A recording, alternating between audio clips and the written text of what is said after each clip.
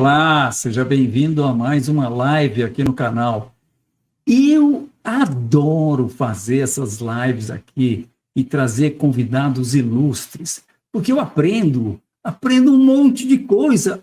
Professor particular na faixa, moçada, olha que coisa linda. E claro, vocês aprendem junto comigo, né? Hoje a gente inventou de fazer um papo aqui com 3 pessoas, eu e mais 2 convidados. Bom, o primeiro todo mundo já conhece aqui, que segue o canal, Renato Amoedo, o vulgo Renatão. Seja bem-vindo, Renatão. Tudo certinho aí? Minha honra, professor. Minha honra, como sempre. Hoje vai ser o episódio que eu vou ficar mais calado de todos que eu já apareci sócio do canal. Viu? Hoje eu vou ficar caladinho, ouvindo mais do que falando. Só vou falar se eu for diretamente questionado, não é isso? E eu já falei para ele que se ele acha que ele vai ficar calado, está muito enganado. Eu vou cutucar a onça com vara curta direto, pô. Mas, então, Renatão, na nossa primeira live você já comentou sobre o Hindenburg Melão, mas para o nosso público que ainda não conhece, moçada, o Hindenburg que vai estar aqui conosco em seguida, está registrado no Guinness Book de 98 por ser recordista mundial de mate anunciado. Isso é checkmate no xadrez. É o mate anunciado mais longo em partidas simultâneas de xadrez às cegas. Ele foi até, inclusive, destaque em uma reportagem no programa Fantástico da Rede Globo, por ter também o QI mais alto do Brasil. E foi o representante da América Latina no Intercontinental High IQ Quociente de Intelligence Quotient Forum. Ele também, vejam só, ele aprimorou o trabalho de 5 ganhadores do Prêmio Nobel em Economia e um de Física, olha só, é mole. Ele é autor de centenas de inovações em diferentes áreas e o seu sistema de inteligência artificial, chamado Saturno 5, acumula mais de 900% de lucro dolarizado desde agosto de agosto de 2010. Ele foi, inclusive, esse sistema utilizado por um fundo europeu entre 2016 e 2021. Nesse período, ele conquistou 21 prêmios internacionais de alta performance em plataformas. Hindenburg é também autor de mais de 1.700 artigos, gosta de escrever, nosso amigo Hindenburg, 1.700 artigos sobre diferentes temas científicos, filosóficos, educacionais, econômicos, e atualmente seu foco está voltado a um projeto de imortalidade, olhem só. Muito bem, então, por indicação do próprio Renato, seja muito bem-vindo, Hindenburg Melão, aqui ao nosso canal, nossa live. Agradeço muito pela oportunidade de falar sobre os nossos trabalhos, né? E também gostaria de fazer um elogio ao pessoal, já falou um monte de coisa a meu respeito.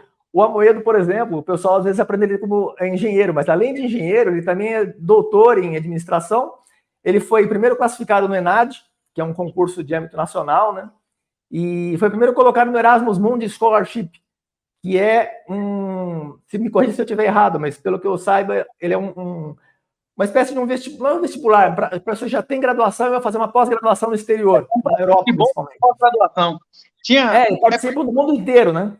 Do mundo, ele passou em primeiro lugar no mundo, competindo com pessoas do mundo todo, né? Para uma pós-graduação na Europa, ele passou em primeiro lugar nesse concurso do Erasmus Mundus. E tem outras conquistas que ele fez que são muito importantes.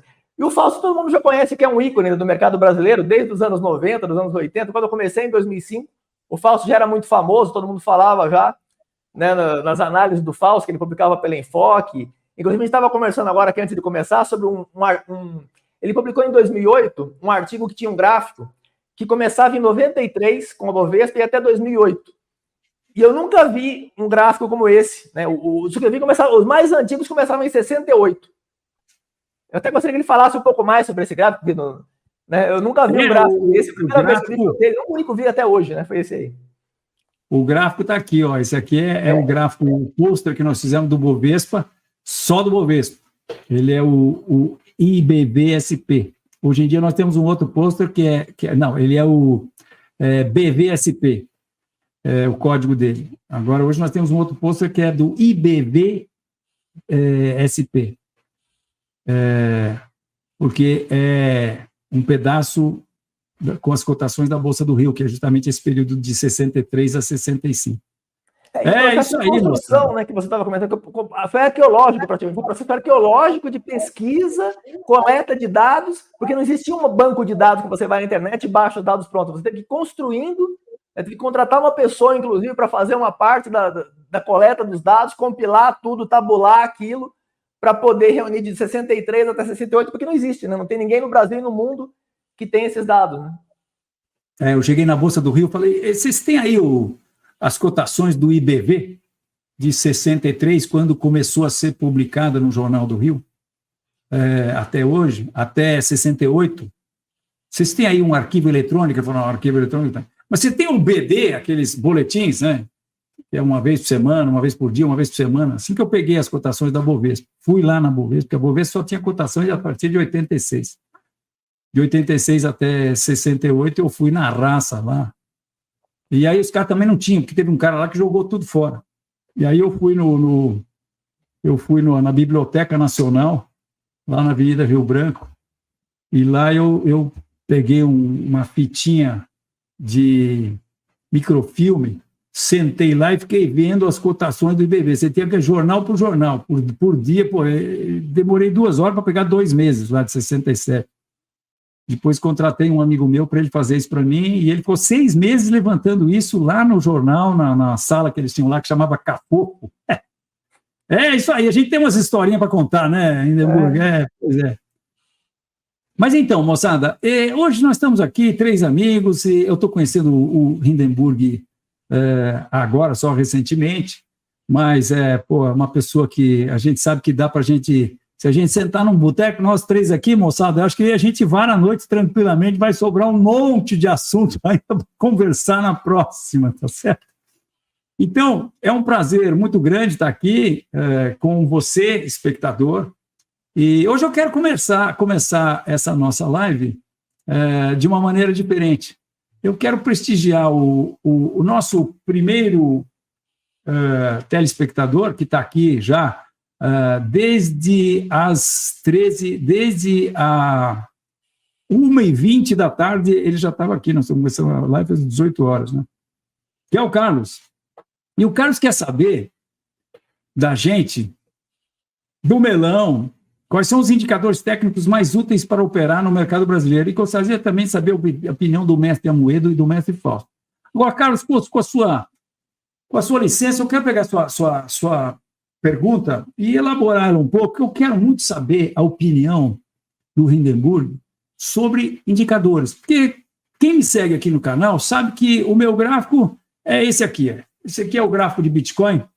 E aí a gente aproveita e dá uma mostradinha na queda que o Bitcoin deu, né? Isso aqui agora está com cara de acumulação de continuação, né? E mais uma lambida aqui no S&P. O S&P, depois de ter rompido uma resistência importante, está negando fogo, vamos ver o que vai acontecer com isso aí, né? Mas o que eu queria dizer é que no meu gráfico, você vê um indicador. Sabe qual é, Hindenburg? O preço. É porque eu acho que, primeiro, a gente não opera IFR, Bollinger Bands, a gente opera um negócio chamado preço, né? E eu acho que alguém para ver um indicador... Bom, mas eu estou me adiantando, eu queria que você dissesse... A minha pergunta é o seguinte, você acha que um indicador numa tela de um trader pode, de fato, ajudá-lo? Um trader tem condições de extrair de um indicador, ou de 2 indicadores, ou de uma combinação de indicadores, ele tem condições de extrair indicações importantes do movimento futuro dos preços? Então, como a gente estava conversando um pouco antes de começar a live, né? Tem 2 abordagens diferentes. Se a pessoa vai operar manualmente, se ela vai analisar aquilo e tomar decisões no nível humano, que ela consegue fazer os cálculos e tal, ou se vai ser um computador, um sistema de inteligência artificial que vai analisar e vai... ele pode administrar um volume muito maior de dados, né? De dados mais complexos também. Então, isso depende. Se você vai analisar manualmente, e você coloca 3, 4, 5 indicadores, fica uma poluição visual que não dá para extrair quase nada daquilo. Até melhor usar 1, ou no máximo talvez 2. O Buffett, por exemplo, ele costumava dizer que ele fazia uma operação a cada 2 anos, uma operação a cada 3 anos, que não fazia muitas operações. E a mesma coisa com relação à quantidade de gráficos que você de elementos visuais que você coloca no gráfico. Se você coloca muitos elementos visuais, você acaba poluindo mais do que ajudando a visualizar o que está acontecendo. Eu acho que, se for para analisar manualmente, é preferível uma quantidade pequena, 1 ou 2, talvez, eventualmente, talvez um pouco mais. Se você vai operar com um sistema automático, que você vai colocar 50 indicadores, 10 indicadores, depende de quais vão ser úteis. Você tem que fazer uma filtragem. Tem uma ferramenta estatística que se chama análise fatorial. Você identifica quais são os fatores principais, por exemplo, o PIB. Né? Quais são os componentes do PIB? Tem milhares de componentes do PIB. Mas desses milhares de componentes, você tem 2 ou 3 que são os mais importantes e respondem por 80% da variação do PIB. Então, se você identifica quais são esses 2 ou 3, você pega o elemento... No caso da inteligência, que acho que tem um fator G que representa a inteligência. Se você pega, por exemplo, um bom matemático, um bom físico, um bom escritor, um bom pianista, um bom gestor de investimentos, eles têm algumas características em comuns que estão presentes em todos eles. Né? Se você identifica qual é essa característica, você consegue usar só essa característica como representando 70%, 80% do conjunto de todas elas. Você não precisa de 1 milhão de características, mesmo porque depois que você passa num certo ponto, em análise fatorial você faz assim, você pega um conjunto, uma classificação de animais, vamos pegar um exemplo de classificação de animais. Você vai classificar cachorros, gatos, coelhos, galinhas, morcegos, etc. Você vai identificar elementos incomuns entre esses animais, podem estar relacionados à forma, aos hábitos, à alimentação, características diversas. Quais são as características que possibilitam classificar em grupos esses animais? Vamos supor que o tamanho seja um fator relevante, ou que o código genético seja um fator relevante. Vamos supor que o fato de botar ovo ou de amamentar o filhote com leite seja um fator relevante. Então você vai fazer a classificação com base num conjunto de critérios. Quais são os critérios mais importantes para essa classificação? Se você for considerar todos os critérios, eles têm muitas variáveis, milhões de características, esses animais. Mas se você tiver uma ou duas, por exemplo, bota ovo ou amamenta com leite, você já faz uma classificação aqui, você já consegue separar muito bem uma quantidade grande de animais com apenas um critério. Né? A essência do mercado é justamente você identificar quais são esses critérios mais importantes que vão te dar uma primeira aproximação do que vai acontecer no mercado. Se você usa 2 indicadores, você tem um principal e um segundo que vai ser o auxiliar. Ele vai refinar um pouco aquela análise do primeiro. O primeiro já vai te dar 80%, 70%. Se você escolher corretamente, claro, você tem que identificar qual é o indicador que vai te fornecer essa informação mais essencial, né? Que vai responder por 70% da variabilidade da característica que você quer considerar. Se você identificar corretamente, às vezes você não identifica corretamente, você vai para o segundo melhor. Você pensa que é o melhor, mas é o segundo. Aí você vai pegar uns 20%. Aí já não é tão bom com 20% de informação. Mas se você identifica corretamente, pega o primeiro, você tem lá 70% de informação. Então você está perdendo 30%, mas só que você está perdendo milhões de outros indicadores. Mas esses milhões somados, eles vão responder só por 30% da variabilidade. Aquele primeiro sozinho, ele já representa 70%. Se você acrescenta mais um, e for corretamente o segundo melhor, ele vai para 85%. Você acrescenta mais um, você vai para 92%. Então, com 4 indicadores que sejam corretamente os 4 mais importantes, você tem 92% da variabilidade do mercado explicada por aqueles 4 indicadores principais. Só que tem um problema, quando você coloca 4 indicadores num gráfico, juntos, vai ficar um cruzamento de linhas que vira uma bagunça. Então, você não consegue visualmente fazer uma inferência útil a partir daquela poluição toda. Se você usa um ou 2... Pois é. Ou seja, você está dizendo que... Bom, eu estou entendendo que você está falando isso sendo administrado por uma inteligência, né? Não, que não é uma pessoa. Isso para uma pessoa. Se você colocar um indicador administrado por uma pessoa, você já tem 70% ou mais. Depende de qual indicador e depende de qual mercado, depende de qual ativo, depende do instrumento financeiro, depende de vários fatores. Depende do cenário específico. Mas, em geral, vamos colocar 70%. O importante é, em análise fatorial, se você identifica corretamente o fator principal, geralmente esse fator principal ele já explica 70%, porque você tem milhares de fatores, né, que explicam o que está acontecendo. Em qualquer situação. Isso estou dando um exemplo no mercado, mas pode ser em qualquer, no caso, classificação de animais, classificação de planetas, tem muitas finalidades que você usa na análise fatorial. Uma delas seria para entender o que está acontecendo no mercado. Para você entender o que está acontecendo no mercado, quantos indicadores você precisa? Depende. Se você identifica corretamente um indicador que ele é capaz de explicar 70% da variabilidade, Se você somar mais 1 milhão de indicadores, você não vai somar muita coisa em relação àquele um que você já está usando, que ele já explica 70%. Se você acrescentar mais um, você pode ter um ganho talvez de mais uns 15%, só que você tem um efeito colateral, que é a poluição do gráfico. Então, tudo bem, você colocou 2 indicadores, você tem 85% de informação em vez de 70%. Só que, ao mesmo tempo que você aumentou a informação, você dificultou a interpretação dos dados visuais que estão no gráfico. Se você coloca 3, 4, 5, vira uma bagunça aquilo. Eu não sei se você já viu aqueles gráficos que eles botam... Tem canais que você bota 5 indicadores no gráfico, você olha e você vê um monte de linhas se cruzando, você não consegue interpretar nada. Mas para quem está de fora, ver aquele monte de eletrocardiograma na tela do cara, puta, aquilo impressiona pra caramba, né? O cara que não conhece, ele olha para aquilo, pô, que análise sofisticada. De fato é sofisticada, mas se você não consegue extrair informações úteis, qual a finalidade da análise fatorial? A análise fatorial, ela pega um conjunto gigantesco de dados e extrai o que é essencial naqueles dados. Então, a classificação de animais é um bom exemplo. Você pega muitos animais diferentes. Como é que você vai classificar esses animais? Um tem pena, outro tem pelos, outro não tem nem pena nem pelos. Aí você tem o ornitorrinco, que tem bota ovo também, amamenta, né? Você tem animais que têm características peculiares, mas no conjunto, 99% dos animais, você tem agrupamentos que só um critério só, bota ovo ou amamenta, você já separa 2 grandes grupos, com um critério só. Então, o importante é você identificar quais são esses critérios que vão te dar informação mais relevante para entender o que está acontecendo, para você... Porque a pessoa vou analisar pelo tamanho do animal. Pelo tamanho você não consegue tirar muita coisa, porque você tem cachorros de vários tamanhos, tem gatos de vários tamanhos, e você não vai fazer uma classificação útil a partir daquilo. Agora, se você identifica corretamente quais são os elementos mais fundamentais, né, você pode explicar muita coisa com um indicador. Né?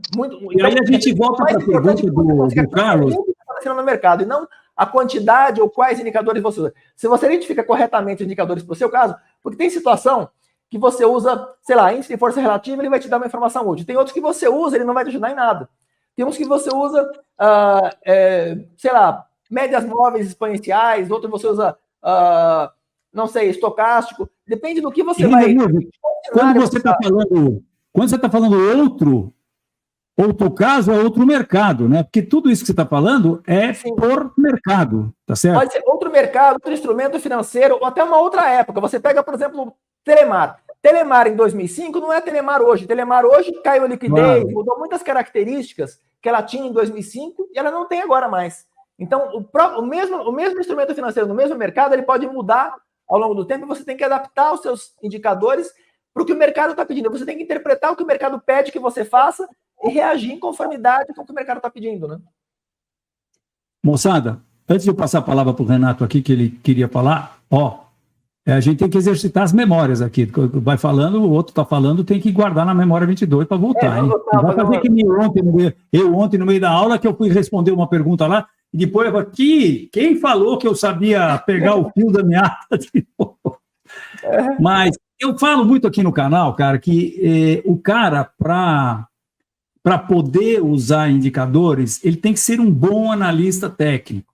Eu acho que você está endossando aí o que eu estou falando, né? Quer dizer, não é você pegar o IFR e falar, não, o IFR, porque ele cruzou o 20 aqui, está subindo, é para comprar. Pô, não tem almoço de graça, né, moçada? Mas, Renato, você tinha uma observação a falar? Só para terminar, então, desculpe, Renato, é só para terminar. Então, eu digo o seguinte, o cara, para usar indicador, ele tem que ser um baita analista técnico. E, eventualmente, o que o mercado está... Porque, assim, você não tem que colocar o que você quer no mercado, você tem que entender o que o mercado está pedindo que seja feito para que ele possa te fornecer informações úteis para que você tome decisões sobre como o mercado está se comportando. Então, você tem que ler o mercado e compreender o que o mercado está dizendo. Alguns indicadores vão ser mais úteis em algumas situações, talvez em outras situações nem tanto, mas tem alguns que são válidos em uma grande variedade de situações. Né? Então, você tem, no caso como você citou, o seu indicador, no caso, o preço é uma informação geral que vale em todos os mercados. Né? Qualquer mercado que você for usar, você vai usar o preço, ele vai te fornecer informações fundamentais do que está acontecendo. Então, peraí, não confunde, pô. O preço não vai fornecer informação fundamental coisa nenhuma, pô. Ele fornece indicações técnicas, de análise técnica. É porque análise fundamental, você vê que a concorrência aqui é análise técnica, pô. É porque a análise fundamentalista também, em última instância, ela usa análise quantitativa, eles dizem que não, mas no fundo, qualquer processo decisório, né? Se você vai analisar, por exemplo, balanço de empresa, você está usando dados quantitativos ali. Os balanços de empresa, você tem informação ali. Eles podem não usar os mesmos indicadores técnicos que são usados na análise técnica, mas eles, de uma forma ou de outra, todos usam análise quantitativa de um jeito ou de outro.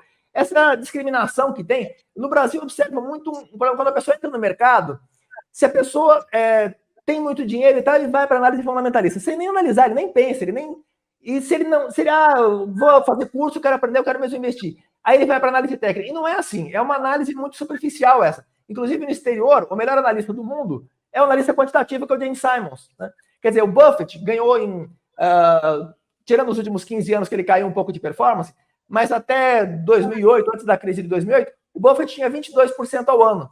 O Simons tinha 76% ao ano.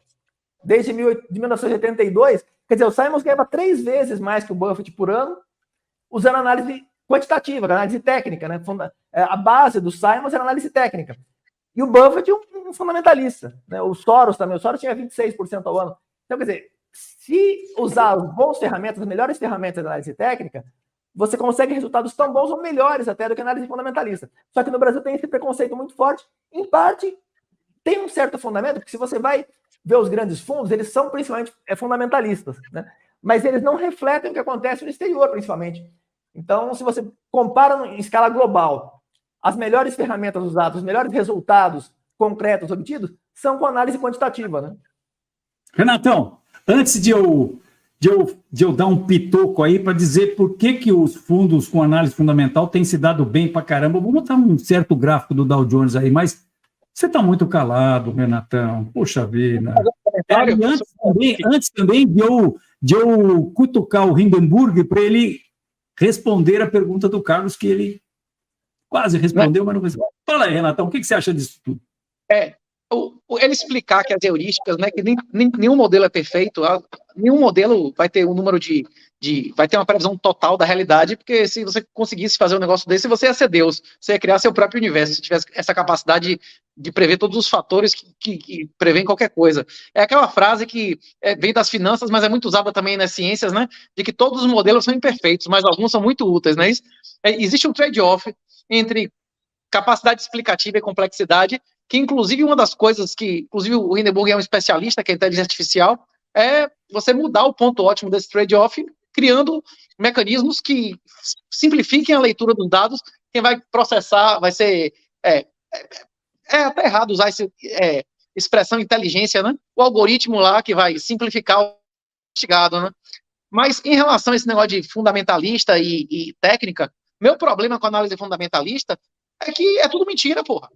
Os dados de empresa, você confia depois do esquema. Se na Enron, se na época nos Estados Unidos era tudo mentira, em empresas auditadas, Big Four, se quem puder, assista aí, como é naquele documentário, The Big Short, A Grande Jogada, né? Ele explica como era tudo mentira e as empresas de auditoria comiam bola e era tudo mentira. Como é que você vai tomar decisão baseado em Pegamos o Renatão. Voltamos com o Renatão. Tem acesso à informação que nós não temos, não é isso ou não? Peraí, perdemos esse pedaço aí, muito importante. O que você falou, Renato? Que nós tem acesso? Quem tem acesso? Como é que é? Esses grandes gestores, esses caras que estão brocando, não é porque eles tenham apenas uma capacidade mental maior do que o cara que está operando dentro de casa, no fundo de quintal, a Mrs. Watanabe lá, né, que é o trade da mulher do cara do japonês, que nem tem formação nenhuma, que ia fazer a gestão da família dela, né, Mrs. Watanabe, que os caras chamam nas finanças. É isso. Ele não tem uma capacidade mental maior. Ele tem acesso a mais informação bruta. A análise técnica expõe todo o conhecimento de todas as pessoas do mundo. A análise fundamentalista vai depender de uma porra de um balanço lá que pode ser mentira, porra, como já foi mentira na Enron em dezenas de casos, não é isso? Esses caras têm gente dentro da empresa, têm inteligência privada, têm acesso a político, têm acesso a outros bilionários, ele tem acesso a informação que não está publicada em lugar nenhum. E a análise técnica tem todas as informações do mundo expressas lá em apenas uma informação, não é isso? Mas, Renato, é proibido operar com informações privilegiadas. Na guerra e no amor. Meu irmão, você acha que ninguém opera, então, com informações privilegiadas? E nenhum político americano se beneficia. Rapaz, já ficou esse ano, no passado, os políticos americanos foram vencedores. Mas Nancy Pelosi dá pau em qualquer um desses aí, não é não? Nancy Pelosi, o marido de Nancy Pelosi dá pau em qualquer um desses aí, não é isso ou não? Hein? Em lucratividade. Nancy Pelosi que o marido meteu foi por 500% em 3 anos, não é isso? Hein? Hindenburg, eu falo muito aqui no canal que nós, analistas técnicos, temos uma vantagem sobre os analistas fundamentais, porque nós analisamos, ainda que indiretamente, as notícias que só são conhecimento dos insiders. Por quê? Porque eu entendo que quem comanda a oscilação dos preços é o que eu chamo de massa, é a média da opinião de todos os participantes do mercado ponderada em função do poder de fogo de cada participante. Isso é que faz o preço.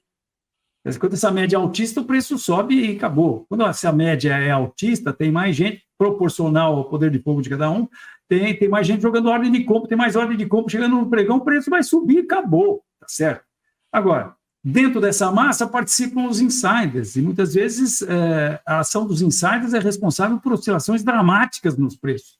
E a gente fica lá que nem mané, sem saber por que aquele troço está caindo. Ou, por exemplo, por que o Bitcoin caiu, mas puxa vida, bandas de Bollinger, Rainbow, não sei o quê, não sei mais o quê, um monte de gente falando que vai subir e o Bitcoin, boom! A gente brinca aqui que a gente sabe direitinho, porque eu sei direitinho, por exemplo, para mudar do Bitcoin, eu sei direitinho por que o dólar subiu hoje, ó. Eu sei, e a minha tese é incontestável. Sabe por que o dólar subiu hoje aqui no Brasil? E tinha mais ordem de compra do que ordem de venda chegando no pregão. E isso é o que me basta, porque a razão disso eu deixo para os analistas fundamentais saberem. Agora, provavelmente tem ação de insider aí nessa alta do dólar. Se bem que o Bovespa caiu também, etc. Mas, enfim. Hindenburg, o Carlos queria saber quais indicadores técnicos? Porque você falou muito de a gente ter que escolher qual é aquele indicador que você pega. Então, será que a sua resposta depende? Ou você quer dar uma resposta? Eu quero responder. Tem 4 comentários que eu gostaria de fazer no comentário do Amoedo. Inclusive, um deles você já comentou agora há pouco, que é justamente essa questão de que todas as informações que acontecem no mercado, elas se refletem nos preços, e quando você analisa os preços, você está indiretamente considerando o conjunto das notícias. Além das notícias que são divulgadas, você está considerando também aquelas que não estão disponíveis ao público, né? Então, você está considerando um conjunto mais abrangente de informações, só que tem algumas complicações, aí eu vou chegar nesse ponto. Vou começar, primeiro ele falou das porcentagens, que ninguém consegue prever tudo o que vai acontecer no mercado, você tem sempre uma incerteza. De fato, a gente opera para conseguir 60% de acerto, com 60%, quando tem operações de mesmo comprimento do ganho em relação à perda, né? Algumas operações são mais longas, então você pode ter maior porcentagem. Tem, por exemplo, a configuração do Saturno, que ela tem 38% de acertos, mas cada acerto ganha 2 vezes mais do que cada perda. Então, você tem um stop mais curto do que o objetivo de lucro, você pode ter menos de 50% de acerto e, mesmo assim, você fica no lucro em média, né? Então, mas para operações de mesmo tamanho, você tem 60%, 55% de acerto, você já cobre todas as taxas e ainda fica no lucro. Então, a gente não opera para acertar 100%. Ninguém acha que acerta. Inclusive, tem aquele sistema de martingale que ganha 99%, aquele 1% que erra, perde tudo, né? Ele erra 1% e perde o total que tinha acumulado de ganho. Então, o objetivo não é você acertar a grande porcentagem, é você ter uma relação entre lucro e perdas, que os ganhos sejam maiores do que as perdas ponderadamente pela quantidade e pela porcentagem. A outra parte que ele tinha comentado, eu vou passar para essa última que você comentou também, que é com relação ao mercado, os preços refletirem todas as informações que estão nas notícias. Na verdade, tem uma perda de informação nesse processo que dificulta quando você vai fazer a engenharia reversa para interpretar o que está acontecendo. Se você tem, por exemplo, você fez engenharia, né, Fausto? Fez engenharia. 2 anos, 3 anos de engenharia. 3 anos. Mas... O Amoedo também fez engenharia também, né? O Amoedo fez engenharia. Você tem, por exemplo, uma série de Fourier, né? Numa série de Fourier, você tem vários senoides que estão compondo uma outra figura. Você tem, sei lá, 10 curvas que estão compondo uma outra curva. Tem 10 curvas que estão se movimentando. Pegar o Bovespa, pegar o índice Bovespa. O índice Bovespa, ele está refletindo ponderadamente todas as ações que compõem aquele índice, né? Então, você tem lá aquela curva que é o Bovespa. Se você conhece características individuais, por exemplo, da Petrobras, e você sabe que tem um problema do petróleo, sei lá, invadir o Iraque, teve algum problema lá. Você sabe que isso vai, de alguma forma, repercutir na Petrobras, que, consequentemente, vai repercutir na Bovespa e todos os outros índices que utilizam o petróleo como parte do processo, né, da composição do índice. Então, se você tenta analisar o índice final, o resultado final, que seria o IBOV, você vai ter uma informação lá que vai refletir o conjunto de tudo. Por outro lado, para você interpretar aquele conjunto, aquela massa gigante de dados que está sintetizada numa cotação só, é mais difícil você entender o que aconteceu por trás. Então, se você tem as notícias também, se você considera também as notícias, você pode adicionar alguma informação que pode ser útil para uma interpretação mais completa do que tem lá. Né? Não quer dizer que vai... Eu só uso análise técnica, eu não usei análise fundamentalista, mas existe alguma informação que é perdida nesse processo. Então, os preços, eles refletem de fato tudo. Só que há não é uma perda, mas é uma degeneração da informação. Você tem um evento que fez subir a cotação, outro que fez cair. Em média, eles vão se anular, não exatamente na mesma proporção, pode ser que predomine um pouco a subida. Né? Você tem um que faz subir 3%, outro que faz cair 2%. Eles vão se anular e você vai ter 1% que sobreviveu para a subida. Só que você perdeu o que causou aquele efeito. Isso pode ser útil ou não, depende da situação. Então, o mercado ele reflete o conjunto das informações, e é mais completo do que se você analisa notícias, porque ele inclui os insiders, como você comentou, né, que é uma informação que você não tem, a não ser que você tenha contato direto com o insider, né? E aí você está agindo de forma ilegal. Mas aí você não pode operar, né? Aí você está, se você dessa, está ilegal, né? Então que na prática a gente sabe que acontece muito, mas né, não deveria acontecer, deveria haver uma fiscalização mais rigorosa e tal.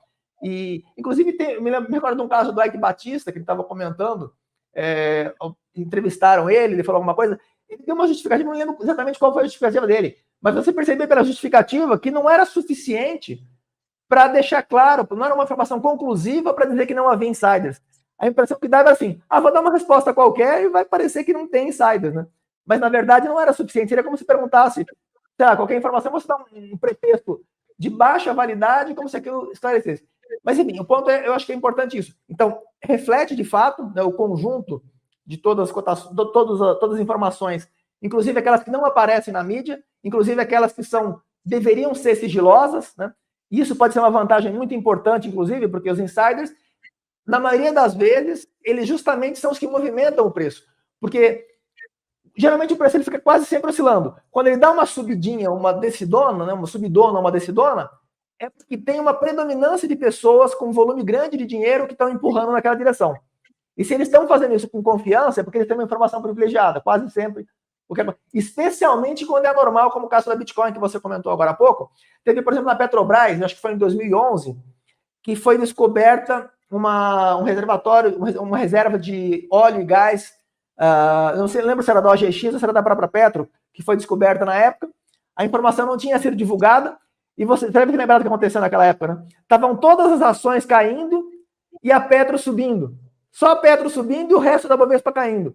O que indicava aquilo? Provavelmente os investidores que receberam, alguns investidores de grande porte, receberam informação privilegiada do que estava acontecendo, os outros ainda não sabiam porque a notícia não foi divulgada, eles venderam as ações que eles tinham de outras empresas, por isso que caiu, né? Provocou aquela queda porque eles venderam, e a Petro subiu porque eles entraram comprando na Petro, com informação privilegiada. Então, quer dizer, quando você analisa os preços, em vez de analisar as notícias, você consegue deduzir ou pelo menos ter uma ideia aproximada desse tipo de coisa. E com os preços, com as notícias só, você não consegue. Então, quer dizer, tem esse ponto positivo, você enxerga uma informação mais globalizada do que está acontecendo, mas também mais completa, não só mais globalizada, mas mais completa, tudo ponderado corretamente. E outro ponto que eu gostaria de comentar sobre a análise fundamentalista também, é que eles vendem a ilusão de que a análise fundamentalista se baseia em aspectos conceituais, enquanto a análise técnica é uma questão mais... Eles dão a impressão assim, o analista técnico é como, sei lá, um eletricista. Não, não é. É muito mais... O cocô do cavalo do bandido também eles usam bastante. Oi? O cocô do cavalo do bandido eles usam bastante, eu ouvi muito isso aí. Eles colocam de uma forma... Em alguns pontos eles fazem uma descrição, porque tem muita analista técnica, você deve conhecer vários que eles fazem umas coisas que realmente dá até medo, né? Você vai ver o que eles estão fazendo lá. Agora, mas fundamentalista também tem. Inclusive tem um estudo que foi feito, que foi publicado no Wall Street Journal, acho que foi em 2000 eu não me recordo, mas era de um chimpanzé. Eles pegaram um chimpanzé, colocaram uma venda nos olhos do chimpanzé, deram uns dardos para ele jogar, treinaram ele para jogar uns dardos numa lousa, e na lousa tinha os nomes das ações. E esse chimpanzé escolhia as ações jogando dados com os olhos vendados. E compararam com 100 gestores profissionais de Wall Street. A média dos 100 gestores profissionais foi similar à do chimpanzé, e se fizesse a performance ajustada ao risco, a do chimpanzé fica um pouco melhor. Não porque o chimpanzé fosse mais habilidoso do que eles, mas que eles operam quase como se fosse aleatoriamente, né? Então, quer dizer, todos eles usavam análise fundamentalista, eles acreditavam que as decisões que eles estavam tomando aumentavam as probabilidades de escolherem melhores instrumentos financeiros, quando na verdade eles estavam acompanhando a correnteza. Eles ganhavam porque o mercado estava subindo, eles ganharam junto. Mas se comparasse com análise com decisões aleatórias, como no caso do chimpanzé, dava mais ou menos a mesma, né? Então, quer dizer, existem alguns analistas fundamentalistas, como o Soros, o Buffett, o Link, né? Então tem pessoas que ganham de fato com análise fundamentalista porque tomam decisões bem fundamentadas, mas é uma pequena minoria. A grande maioria, ele vê aquele livro do Benjamin Graham, né, do Investidor Inteligente, e conta umas historinhas e tal, mas o próprio Benjamin Graham ele não ganhava dinheiro com investimentos, né? Se você vê o histórico dele, ele ficou 20 anos lá oscilando. O Buffett fez sucesso, o aluno dele, que foi o Buffett, fez muito sucesso, mas o próprio Graham vendeu um livro, ele ganhou dinheiro com o livro, né? Que ele fez sucesso com o livro dele, mas com investimentos mesmo, o Graham não fez. Então, essa ideia que se tem de que a análise fundamentalista é superior ou é mais bem fundamentada, porque o nome fundamentalista já vem já tem um preconceito no próprio nome, né? Análise fundamentalista, análise técnica. Eu preferiria chamar de análise subjetiva e análise quantitativa, talvez, análise científica. A análise técnica tem muitos aspectos científicos. A fundamentalista tem alguns aspectos filosóficos e alguns que são esotéricos, né? Ambas, na verdade, têm características esotéricas, mas em diferentes proporções, né? Mas no caso da fundamentalista, eu acho muito importante essa percepção de que ela não é tudo aquilo que eles vendem. Um dos motivos pelos quais a análise fundamentalista gera mais lucro, isso acontece de fato no Brasil, é porque eles fazem menos operações, eles gastam menos com corretagem, menos com spread. Um dos principais fatores que... Pois não.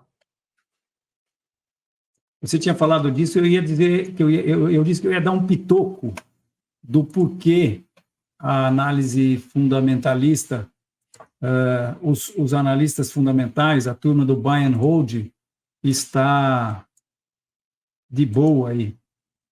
E o porquê está explicado aqui, ó.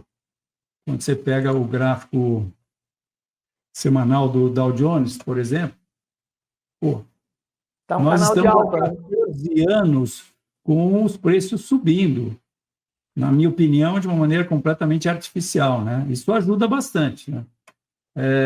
Se você sair disso e pegar o túnel do tempo e for observar o Nikkei em 2003, que ele estava caindo há 23 80, 90, 13 anos, né? Eu digo assim. Ele estava caindo há 13 anos, ou seja, o inverso, né? Pois é, na alta... Você, com certeza, ia ver que os analistas fundamentais não estavam tão bem assim, né? Fala, Renatão. Pois é. Na alta todo mundo é gênio, como faixa maré, que você vê quem tá pelado, né? A questão é essa. Inclusive, em relação a negócio de como é que vocês estavam falando aí de histórico de resultados e tal, mais importante do que histórico de resultados era o que o Hindenburg estava falando antes de começar a live, antes de transmitir, né? Que esses fundos, quando você vê, por exemplo, o histórico dos fundos, o que está bombando mais e tal, você está vendo um resultado bruto, você não está vendo um resultado em relação ao risco que foi assumido, né? Mais importante quando você desenvolve um bot, quando você desenvolve uma metodologia, mais importante do que você ampliar o resultado médio, a esperança de ganho, é você garantir a sua sobrevivência financeira, não do stop e tudo mais, porque não adianta você ter um resultado médio maravilhoso e você ser obliterado financeiramente antes do fim do jogo, né? Como você mencionou lá do martingale. O martingale só funciona quem tem fundos infinitos para ficar dobrando até sair quando estiver ganhando, né? Se o cara for... Não adianta... Se alguém tivesse fundo infinito para ficar dobrando, né? A ideia é... Exatamente, quem tem recursos infinitos... O cara quebrar, né? Ele vai ganhar durante um tempo. Quem tem tempo infinito não tem custo de oportunidade, e quem tem recursos infinitos não precisa fazer gestão de risco, não é isso? Agora, já que não existe mortalidade ainda, e não existe recursos infinitos ainda, só o governo, né, que imprime moeda infinito, a gente tem que fazer gestão de risco, não é? E outro ponto do martingale é que você tem uma probabilidade de mais ou menos de 50% de quebrar antes de chegar a 100% de lucro. De 75% de quebrar antes de chegar a 200% de lucro. Então, quer dizer, à medida que vai aumentando o lucro, vai aumentando a sua probabilidade de perder tudo. Né? Lindenburg, olha, eu não posso deixar de notar aqui a pergunta do Joás Holanda, que nós falamos muito de analistas. Eu queria saber a opinião de vocês sobre... E falamos também de tomar muito risco. O que vocês acham do anunciado short do Michael Burry aí nos mercados americanos? Eu primeiro gostaria de comentar, eu não respondi até agora a pergunta do Carlos, né? O Carlos acabou ficando para trás. Tá aqui na memória. Vamos começar com o Carlos. Então eu pulei o Carlos aí. Vamos voltar. Bom, os indicadores que eu uso no Saturno, todos eles eu desenvolvi. Tem uma verdade que não desenvolvi, mas quase todos os outros eu mesmo ou desenvolvi ou adaptei indicadores. Principalmente eu uso indicadores que indicam tendências baseadas, equivalências a médias móveis, mas não são propriamente médias móveis, mas são bastante semelhantes. Por exemplo, o Bill White de Tucker, ele tem propriedades semelhantes, ele é um estimador de tendência central, né? Só que ele é menos... Como é que chama esse indicador? Oi? Desculpa, como é que chama esse indicador que você falou? O Bill White de Tucker. Ele é praticamente uma média móvel, só que ele é mais... Prazer. Ele é menos sensível a outliers. Então, se você tem um movimento, de repente você tem um spike que vai lá para cima e volta, ele ignora aquele spike. Ele vai considerar que a média está acima. Porque esse negócio, você pegar uma média de 8, e 20, de 13, 21, ou a própria média móvel de 200 períodos, e achar que ela vai dar indicações em todos os mercados, a impressão que eu tenho, quer dizer, a minha constatação é que é uma falácia, né? Você confirma isso? Você tem que testar qualquer conjunto, qualquer indicador, ou qualquer conjunto de indicadores que você vai utilizar. No caso, eu vou dizer o que eu faço, que não é necessariamente o que todo mundo deveria fazer, mas o que eu faço é o seguinte: primeiro, eu vou automatizar a estratégia, eu vou colocar de forma objetiva, vou descrever de forma objetiva o que a estratégia tem que fazer. Vou implementar aquilo e automatizar. Aí eu vou pegar um histórico, no caso do Dow Jones, de 1885 até 2010, 2005, e vou rodar aquele negócio. Aí eu vou testar com um certo conjunto de parâmetros. Vamos supor, você citou médias móveis de diferentes comprimentos, né? 21 dias, 30 dias, 240 dias, 9 dias. Vou pegar médias diferentes, como cruzamento de médias, cruzamento de 3 médias, vou colocar lá. Coloco aqueles cruzamentos e vou usar aquilo como critério. Vou colocar um threshold além do cruzamento. Mas as médias que você fez o retroativo delas para saber quais médias funcionam naquele mercado, tá certo? Eu vou testar vários instrumentos, vários indicadores diferentes, vou testar que chama backtest. Então, o que o Lindenburg faz é o que o meu sócio, quando ele trabalhava na Paranapanema, ele fez lá com médias móveis, para saber quais eram as médias que no preço do Paranapanema davam indicações confiáveis, entendeu? Porque você achar que você vai pegar uma média móvel, a hora que ela cruzar para baixo, você compra e a hora que cruzar para cima você vende, cara... É aquele tal negócio, né? Não tem almoço de graça. Mas, Lindenburg, eu quero escapar da pergunta do Carlos, porque o Carlos, fez uma pergunta dificílima, que ele consumiu metade da 30 minutos da nossa mas só finalizar essa parte. Eu posso abreviar e dizer o seguinte, cara, o buraco é mais embaixo, não tem um indicador. Para cada mercado você tem que fazer um trabalho para saber quais os indicadores principais você vai usar e se você vai usar mais ou não. Ou seja, para você usar indicador, você tem que ser expert no assunto, você tem que ser um baita trader, você tem que saber análise técnica para caramba e, eventualmente, você tem que saber de matemática, você tem que saber de estudos estatísticos também e tudo mais. Quer dizer, olha, não é para nós mortais, não é para o nosso bico, não, viu, moçada? A maioria que faz trade, que fica achando que é gênio, se fode, e a maioria, quando toma na bunda, não diz publicamente e, quando acerta, diz publicamente. Inclusive, eu acredito que uma das coisas que falta, né, para o ecossistema realmente bombar é sintético de tudo e copy trade. Porque hoje em dia você não tem uma transparência de quem são qual é o rendimento histórico dos traders e não tem uma intermediação fácil de você botar uma pessoa que não é esses Faria Limers aí, que são os merdas, né, do Legacy, para administrar seu dinheiro. Na hora que tiver sintético de índice, sintético de ações, sintético de commodities, de sintético hipercolateralizado em Bitcoin, dentro de plataformas que você possa fazer qualquer fazer copy trade seu, o cara poder argumentar, demonstrar qual é o modelo dele, qual o risco, qual é a rentabilidade demonstrado através do intermediário da plataforma, meu irmão, isso aí vai sugar os melhores investidores do sistema bancário e do Legacy, acabou, né? É uma das coisas que eu acredito que nos próximos anos, muito antes, inclusive, que a aposta de morte. Cortou, eu acho. Cortou um pedaço. O Renatão, eu vou dizer que o StreamYard, quando você começa a falar muito complicado, ele corta o cara, viu? Ai, caramba. Moçada, moral da história, o buraco é mais embaixo, quer dizer, não existe, portanto, né? Não dá para você falar, acho que o que o Hindenburg está falando para nós até agora, que não dá para, Carlos, não dá para ele dizer qual é o indicador, depende de uma série tem que identificar, tem que compreender o mercado, identificar o que o mercado está pedindo que seja usado, e não é o mesmo indicador para todos os mercados, depende da situação, você vai trocar os indicadores, né? Puxa vida, como eu gosto de ver um cara do seu nível, Hindenburg, falando isso que eu falo há muito tempo. O cara, para usar um indicador, ele tem que saber IFR, por exemplo, índice de força relativa, o primeiro indicador feito pelo Wells Weiber. Cara, você para usar o IFR, você tem que entender de mercado. O IFR funciona muito melhor no non-trendable market do que no trendable market. No trendable market ele funciona também. Só que você tem que saber que no trendable market você tem que confiar nas indicações de compra que ele te dá, porque as indicações de venda que ele te dá no bull market, você tem que descartar, entendeu? E, portanto, você precisa saber se o mercado está no bull market ou não está no bull market. Agora, no bull market, em qual mercado? No gráfico de semanal, no diário, no 1 hora, no 15 minutos, porque você pode estar tendo várias tendências ao mesmo tempo. Então, tem muita coisa para saber antes de você pegar e falar assim, não, eu vou botar o IFR aqui, a hora que ele indicar para cima, eu compro, ele que indicar para baixo, não dá. Então, esse o exemplo que você deu é excelente do IFR, justamente porque ele pode ser usado para operar na tendência ou contra a tendência, e os dois funcionam dependendo do cenário do mercado. Como é que você faz para identificar qual cenário você vai operar? Usando para tendência ou contra a tendência? Tem uma medida que é o coeficiente de Hurst, ou expoente de Hurst, que se ele for acima de 0,5, indica que o mercado está mais se movendo em tendência do que contra a tendência. Se ele estiver abaixo de 0,5, indica que ele está se movendo mais contra a tendência do que na direção da tendência.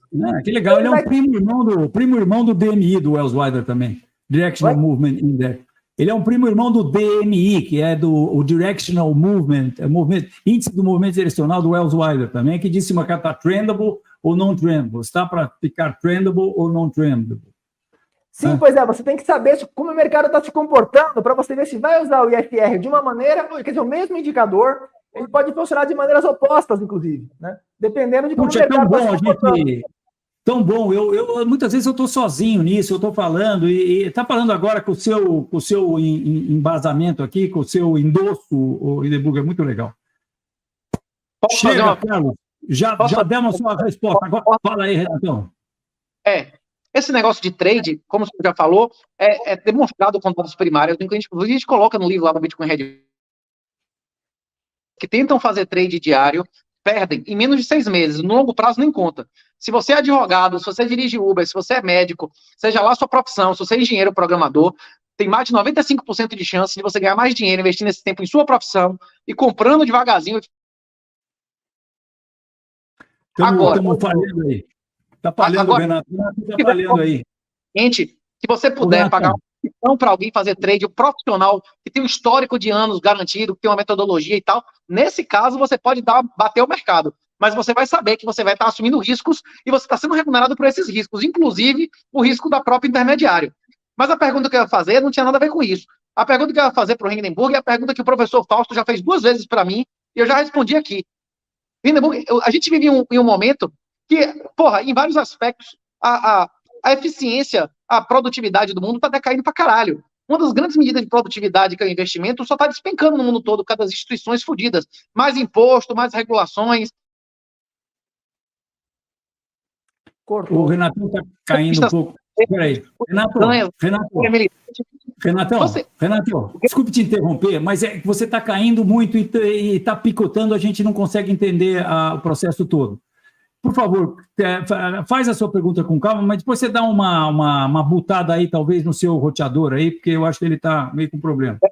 Derrotado. É isso. A pergunta é se você acredita que a inteligência artificial vai produzir uma explosão de produtividade que poderia compensar, inclusive, esse momento do governo que a gente está vivendo.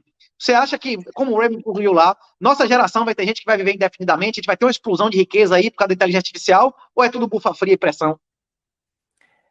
A questão de como vai ser a evolução da inteligência artificial nos próximos anos, nas próximas décadas, é muito especulativa e depende muito do que está acontecendo agora e o que vai acontecer nos próximos meses, nos próximos anos. Não está definido o que vai acontecer ainda, a gente não tem dados suficientes para fazer uma previsão segura.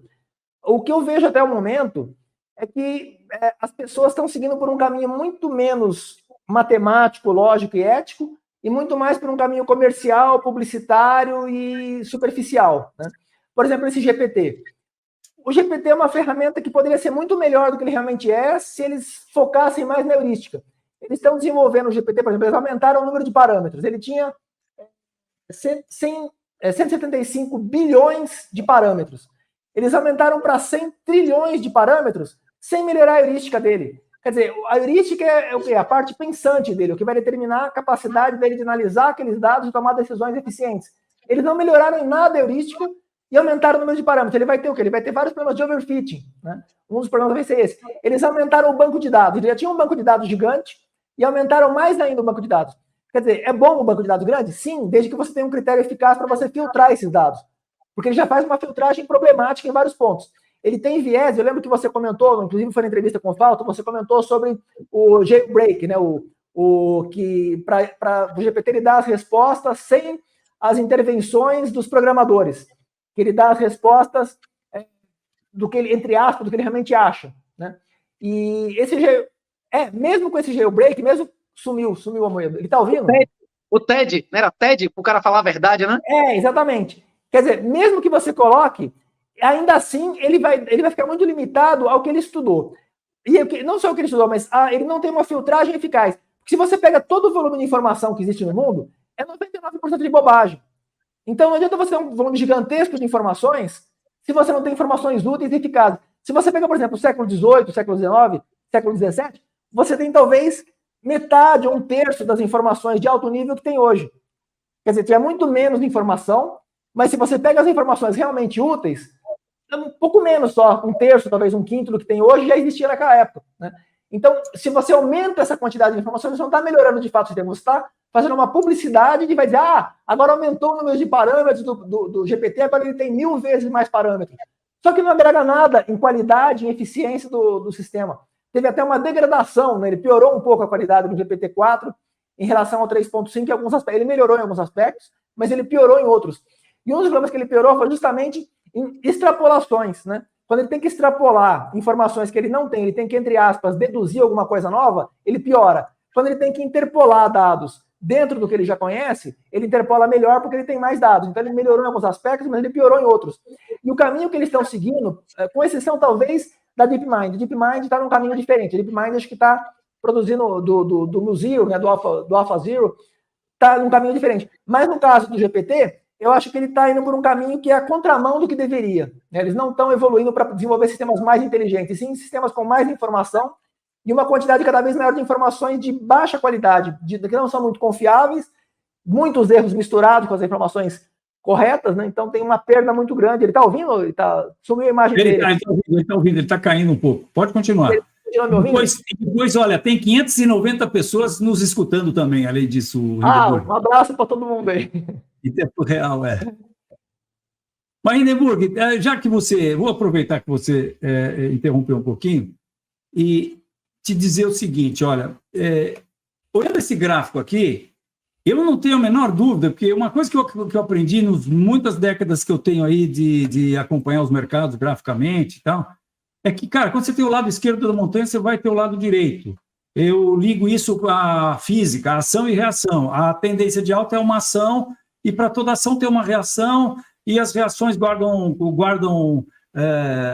proporção com a ação. No caso dos mercados, guardam proporções Fibonacci, e a gente sabe empiricamente que quando você tem uma ação, o mínimo que vai acontecer na correção é o mercado corrigir ponto 382, que seria o mercado vir aqui. Isso significaria hoje o S&P cair de onde ele está até esse primeiro nível de correção Fibonacci, 51%. Eu acho que isso está para acontecer a qualquer momento. Eu acho que nós estamos aí na véspera. Agora, não acredito em mim, porque eu já falei isso várias vezes. Mas, como eu sempre digo aqui no canal, análise técnica funciona sempre, mantido o conjunto macro de fatores fundamentais. E, infelizmente, a gente lida com o imponderável e pode, a qualquer momento, mudar esse conjunto macro de fatores fundamentais. Felizmente, não muda muito e a análise técnica acerta pra caramba. Agora, lá atrás, quando eu dizia que achava que o mercado ia cair, por exemplo, antes da recessão, falei isso e tudo mais, eu não contava com essa mudança com esse novo fator fundamental, que é o Fed querer segurar o negócio de qualquer jeito, não deixar cair e acabou. E ele é o Fed, né? Então, quantitative easing 1, 2, 3, a dívida americana saiu lá em 2008, estava em 10 trilhões de dólares, agora está 32 trilhões de dólares, né? Os Estados Unidos está quebrado, ele não tem condições, ele vai ter que aumentar imposto para caramba para conseguir pagar o juro da dívida dele, se esse juro se mantiver em 5% aí, e se subir mais, então aí nem se fala, né? Tio Laffer discorda. Hã? Tio Laffer discorda, hein? Já falamos dele, mas o que eu quero... essa aí está aí a dívida americana, 32.800, chegando a 33 trilhões de dólares. Né? A pergunta é a seguinte, uma das considerações que até aquela Katie Woods, daquela ARK Invest, ela tem falado, é que ela está esperando que, não que ela esteja necessariamente autista, mas ela fez esse comentário que a inteligência artificial, eventualmente, vai aumentar demais a produtividade, né? Eu tenho visto que a inteligência artificial está aumentando a produtividade do nosso canal. É ela que faz as capas dos vídeos que a gente publica aqui. Outro dia a gente pediu para ela fazer a cara Aliás, nós pedimos para ela fazer a cara dela mesma, e ela fez para a gente um script que depois nós fomos no primo irmão dele que desenha imagens e ele fez a cara do ChatGPT. E depois ela fez a cara do Crash. O próprio GPT fez ela, olha aí, está aparecendo aí o chat, depois nós já metemos uma boina verde dele, botamos na nossa... porque ele está na nossa equipe agora. Ele está nos ajudando a escolher os ativos, que depois a gente passa pelo crivo da análise técnica para saber quais nós vamos fazer a recomendação. Ultimamente, nós estamos aí de regime, temos feito muito poucas recomendações, porque a gente está em cripto e estamos num inverno cripto, né? Então, a questão é a seguinte... Será que é a inteligência artificial, esse aumento da produtividade da inteligência artificial que está segurando, está fazendo os preços segurarem, embora a gente tenha aí uma quantidade enorme de analistas, inclusive o Michael Burry, que eu comentei aqui, né, apregoando a todos os ventos aí que nós estamos na véspera de uma calamidade pública, uma catástrofe, alguma coisa parecida com 1929. Que dessa vez vai cair e não vai ter quantitative easing, coisa nenhuma, nem vai poder baixar juros e tudo mais, né? Então, é justamente que eu estava comentando que é muito difícil fazer uma previsão, porque algumas empresas estão seguindo no caminho de, em vez de eles desenvolverem sistemas mais eficientes, mais inteligentes de fato, eles estão focando em desenvolver sistemas que eles possam vender mais, atingir um público mais numeroso e conseguir mais publicidade, mais lucro. Mas você concorda comigo que há 5 meses atrás, se eu dissesse o seguinte, olha, sabe o que vai acontecer? Sabe uma coisa? Daqui a 5 meses, todas as empresas do mundo vão ter condições de contratar o equivalente a 30%. Eu vi um comentário aí, confirmei em outro. As empresas vão ter condições de aumentar 30% a sua força de trabalho e não vai custar nada, e não tem CLT, não tem férias e trabalha 24 horas por dia e os caras trabalham 1000 vezes mais rapidamente do que qualquer outro funcionário. Problemas. Ou seja, um aumento de produtividade imbecil, alucinante, né? Isso certamente é desinflacionário. Né? Mas tem alguns problemas aí. Por exemplo, quem é o responsável por erros cometidos pelo sistema automático? Se você tem um funcionário, ele comete um erro que causa... No Japão, teve um cara que ele trocou a cotação pelo volume da negociação, você deve se lembrar, causou um prejuízo lá de 200 milhões, faz uns 15 anos, 20 anos. Ele trocou a cotação pelo volume na hora de fazer a negociação e teve um prejuízo gigantesco. Ele teve que recomprar de volta, mas teve a penetração no livro de ofertas e nesse negócio ele perdeu uns 200 milhões. Assim, a empresa se ferrou de qualquer jeito. Ele foi demitido, mas ele não conseguiu devolver o dano que ele causou. Mas vamos supor que, em vez disso, causasse um acidente de matar uma pessoa. No caso, esses carros automáticos do Elon Musk que dirigem, né, com base na faixa que está no chão e tal. O carro mata uma pessoa, não é o motorista que é responsável, porque não tem um motorista. É o dono da empresa que passa a ser responsável por qualquer falha, em qualquer nível de gravidade, em qualquer nível de consequência, fica tudo concentrado no dono da empresa. Se você tem funcionários, você consegue diluir esse risco, né, do erro que será cometido pelo funcionário. Bom, isso aqui não foi responsabilidade da empresa, isso aqui foi o cara que fez, mas é por conta dele. Ele estava drogado, ele fez isso aqui, não foi. Sou responsável por ter contratado, mas eu sou responsável por o cara ter feito isso. No caso de um robô, para quem que vai ser responsabilidade disso? Para o dono do que produziu o robô, para quem contratou o serviço do robô, para quem, sabe, fica mais complicado. Então tem algumas complicações que não podem ser negligenciadas nesse processo. E são muitos. Se você pega o GPT, por exemplo, eu perguntei outro dia para o GPT o que ele sabia sobre o Newton da Costa. O Newton da Costa é um matemático brasileiro que ele está com 93 anos, 94 anos. Ele falou que ele tinha morrido em 2011. Né? Eu falei, eu acho que ele não morreu.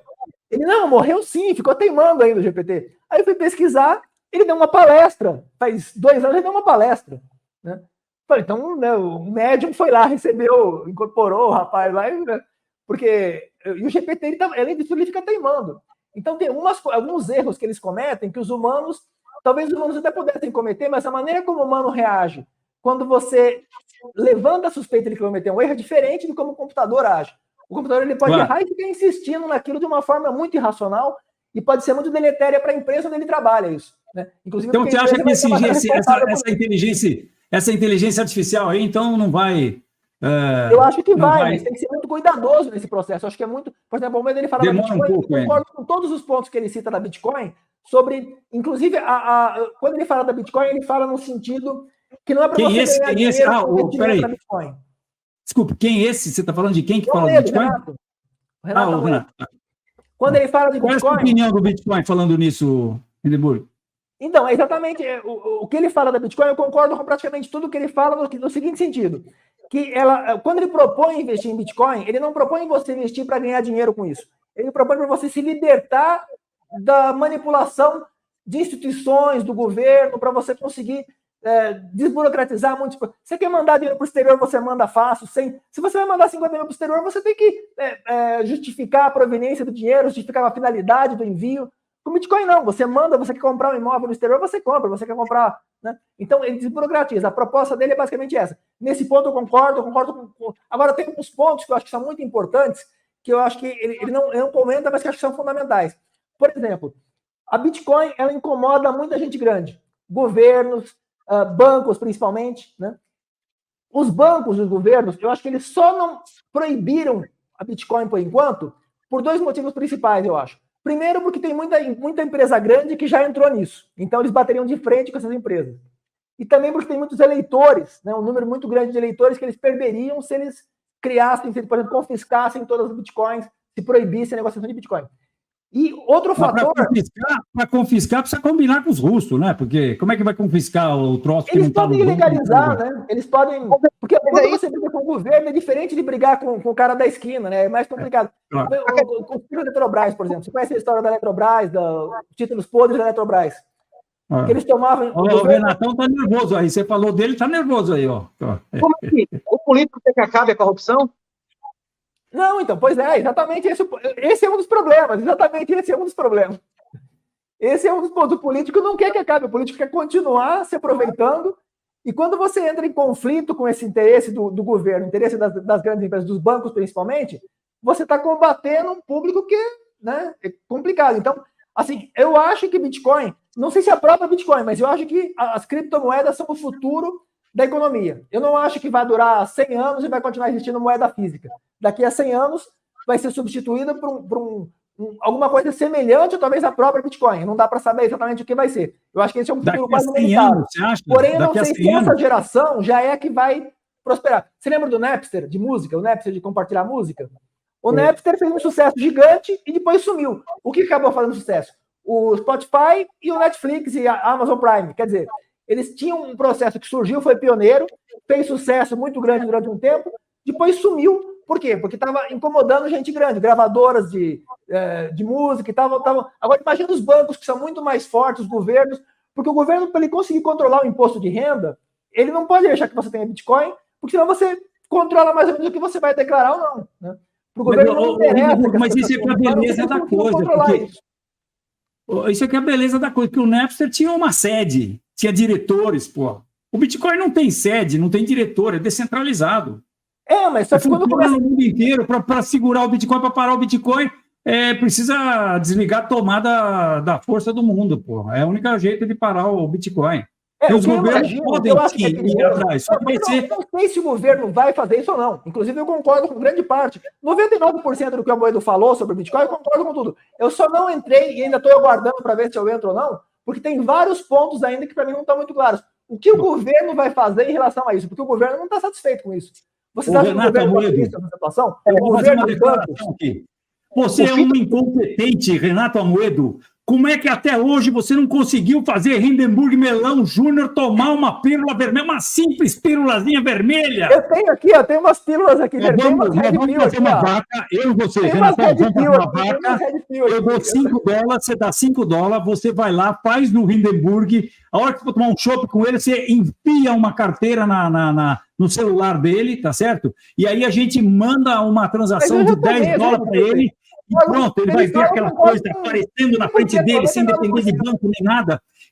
O problema é que, embora eu concorde, o primeiro contato que eu fiz com o Amoedo foi justamente depois que ele fez os comentários que ele fez no seu canal, falou a respeito, eu fui agradecer pela gentileza dele ter me citado e tal, conversei com ele. Eu já falei, olha, eu concordo com grande parte do que você fala, mas sobre religião, tem alguns pontos que eu não concordo, sobre feminismo, por exemplo, tem pontos que eu não concordo com as opiniões dele. Mas o fato de não concordar não quer dizer que eu não respeite. Ao contrário, eu respeito todas as opiniões, inclusive que são opiniões inteligentes e bem fundamentadas. O fato de não concordar não quer dizer que eu não respeite. Mas eu não vou aceitar todas as opiniões, né? Não só dele, mas de qualquer outra pessoa. Então, no caso com relação a Bitcoin, eu acho que é muito interessante, acho que vai prosperar, eu só não sei se essa é a geração que já vai bombar. Eu estou aguardando um pouco mais, eu estou aguardando para ver o que acontece. É claro que nesse aguardar eu estou perdendo oportunidades, né? Porque já está... Não esqueça, 10 anos atrás já estava... Né? Hindenburg, não esqueça da exponencialidade.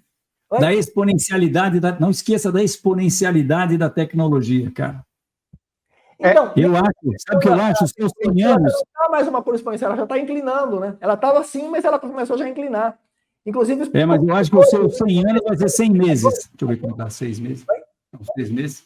100 meses, não, 100 meses dá 8 anos. Não, aí, cara, eu acho que a coisa vai acontecer muito mais rápida do que nós estamos imaginando. Agora, falta um detalhezinho aí, que e aí eu vou jogar aqui a pergunta do J. Oliveira, porque eu queria muito saber a sua opinião. Você acha que tem possibilidade de uma recessão atualmente? Ou seja, ou um quiricoró com um surucucu de argola no índice S&P, que é o cara que eu digo que manda no mundo? Na verdade, não é ele, né? Quem manda ele manda no mundo, mas quem manda nele é os bonds, o bond de 10 anos dos Estados Unidos. Mas eu acho que ele cai 50%. O que você acha disso? E lógico que se cai 50%, que é a correção daquele primeiro nível Fibonacci lá, ele vai causar uma recessão. Isso aí, né? Porque o Fed não tem as ferramentas que ele tinha antigamente. O que você acha? Você acha que isso vai acontecer ou você acha que nós vamos continuar aí, para a alegria dos buy and holds, vamos continuar subindo aí mais um tempo? Eu vou responder em duas partes. A primeira parte, a maneira como eu analiso o mercado não é assim. Eu não vou olhar para um gráfico, eu coloco no backtest, faço uma otimização, verifico os resultados, e as operações geralmente duram 4 horas, 10 horas, 30 horas, não duram meses. Você é um day trader, então, cara? Oi? Desculpa, você é um day trader, então? Não sou. Eu faço 2 operações por mês, 3 operações por mês, eu não fico operando. Mas as operações, você falou, demoram 4 horas, 8 horas, é isso? Sim, é quando surge ele fica lá esperando, ele fica monitorando. Surgiu uma oportunidade, ele deu uma disparada numa direção, ele entra. Se aquilo vai durar 48 horas, 80 horas, 100 horas, se vai durar 2 horas, ele vai até a hora que perdeu a força do movimento. Se perder a força em 2 horas, ele vai fechar em 2 horas. Se perder a força em 3 dias, ele vai fechar em 3 dias. Mas dificilmente você chega a 3 meses sem que ele tenha uma reversão razoável, né? Ele não vai seguir direto numa direção, ele vai seguindo fazendo alguns pivôs e tal. Antes de fazer o primeiro pivô, ele já vai fechar. Ou ele pode ser estopado, claro, se for na direção contrária, se eu apostei que vai subir, ele foi ao contrário, ele vai estopar.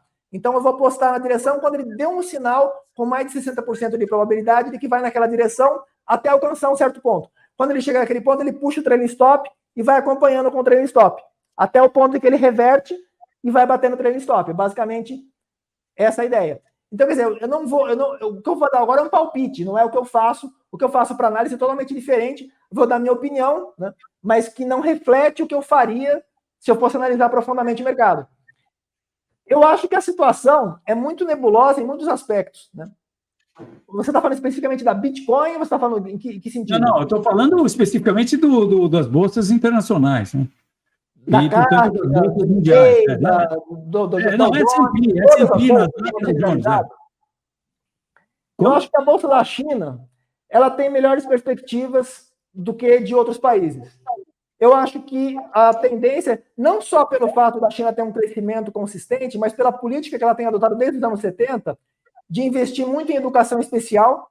Desde os anos 70 ela começou. A China, a Índia e a Tailândia, em 1975, 77, começaram a investir pesadamente em educação especial.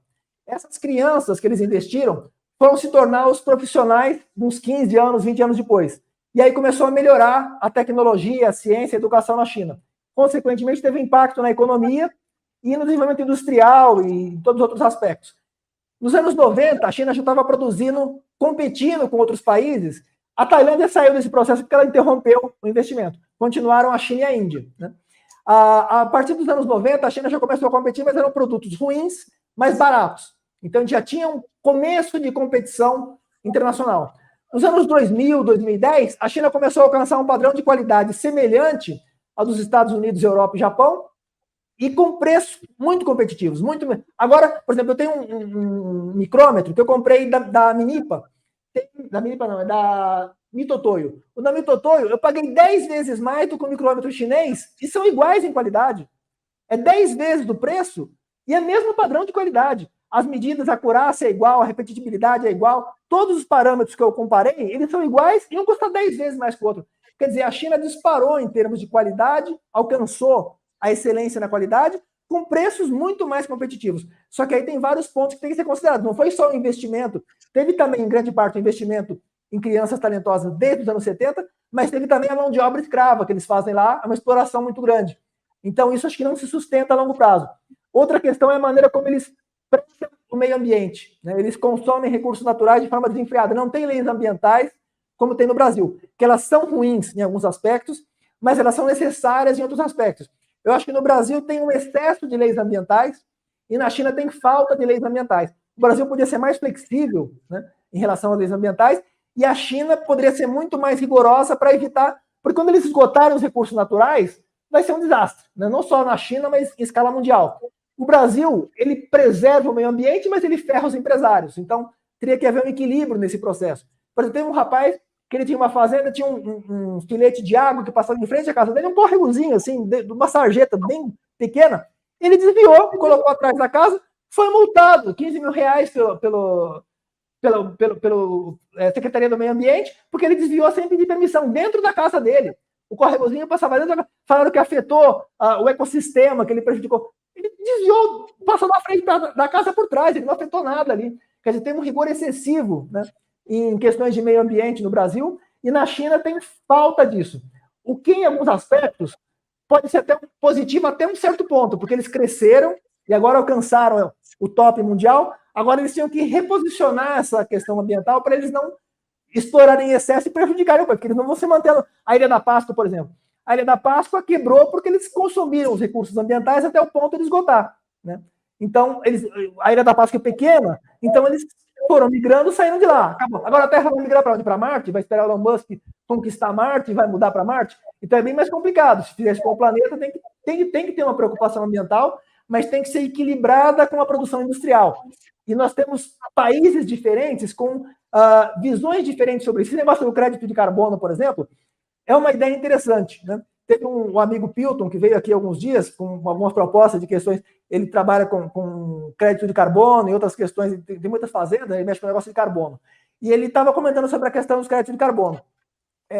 Eu acho que é interessante em muitos aspectos esse negócio de crédito de carbono, mas ele serve também como um instrumento de opressão e que atrasa o desenvolvimento dos países como o Brasil e mantém os que estão no topo, continuam no topo. Os que não estão, dificulta que eles consigam crescer, porque as leis ambientais, né, acabam... Quer dizer, você paga uma mixaria pelos créditos de carbono e, como consequência, você não pode produzir tecnologias de ponta.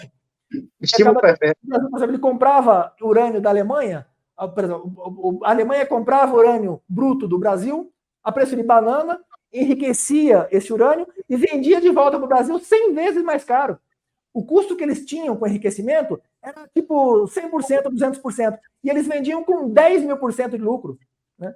Então, quer dizer, tem uma exploração muito grande. Os países que estão industrializados, eles levam uma vantagem muito grande sobre os outros. É como quando teve o conflito da colonização da América. Né? Chegaram os europeus, pegaram os índios, acabaram com tudo. Eles fizeram o que eles quiseram ou o que não quiseram.